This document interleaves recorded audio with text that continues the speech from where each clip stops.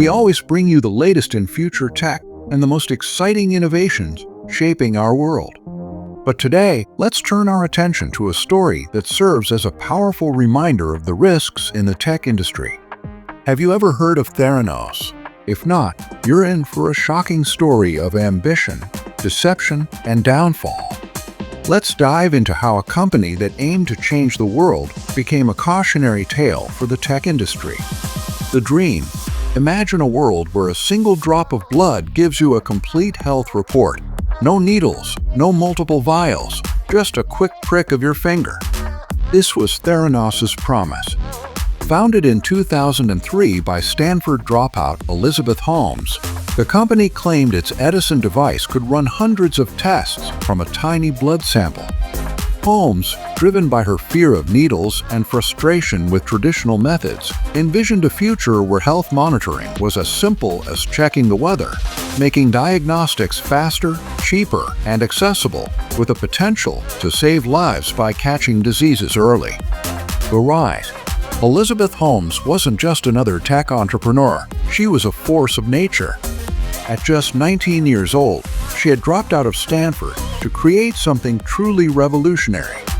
Her passion and determination quickly caught the attention of investors. By 2014, Theranos had raised over $700 million from big-name investors, including media mogul Rupert Murdoch, the Walton family of Walmart fame, and former Secretary of State Henry Kissinger. At its peak, Theranos was valued at a staggering $9 billion, and Holmes became the youngest self-made female billionaire with a personal net worth of $4.5 billion. Holmes was often compared to Steve Jobs, not just because of her ambition, but also because she adopted his signature black turtleneck look. She was featured on the covers of major magazines like Forbes and Fortune, and she was hailed as the next big thing in Silicon Valley. Theranos seemed unstoppable, and the world was ready for the healthcare revolution it promised. The problem, but behind the scenes, all was not as it seemed. The Edison machine, the cornerstone of Theranos' grand vision, simply didn't work as promised. Despite the claims that it could run hundreds of tests from a single drop of blood, the machine was plagued with issues. It often produced inaccurate results, and in some cases, it failed to deliver any results at all. But instead of addressing these problems, Holmes and her team doubled down on their claims, pushing the narrative that Theranos was still on the verge of changing the world. To keep up appearances, Theranos secretly used traditional lab machines for many of the tests, while continuing to tout the Edison as a groundbreaking invention.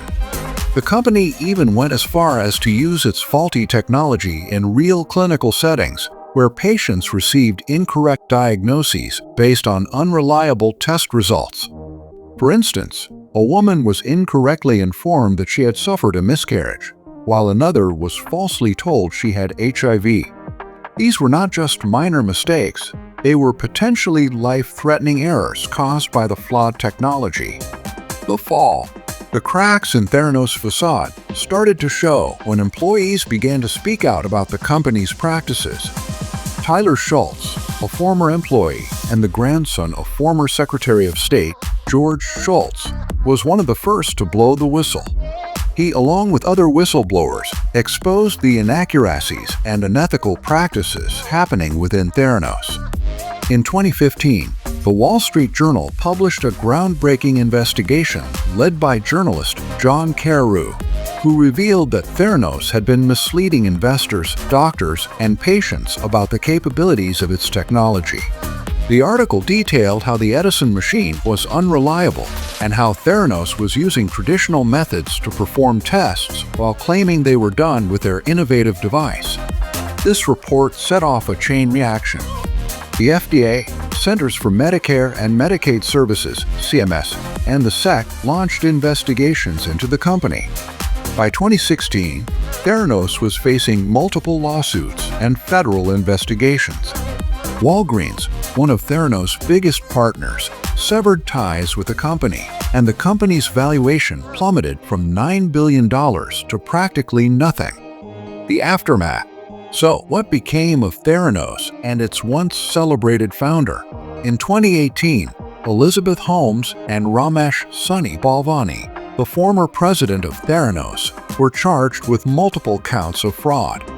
They were accused of deceiving investors and patients by overstating what the Edison machine could do and concealing its many failures.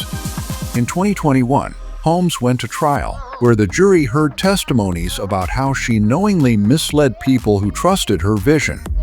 She was found guilty of 4 counts of fraud, facing up to 20 years in prison for each count.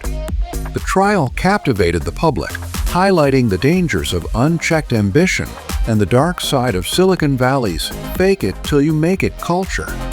Thanks for joining us on this deep dive into Theranos, Silicon Valley's greatest disaster.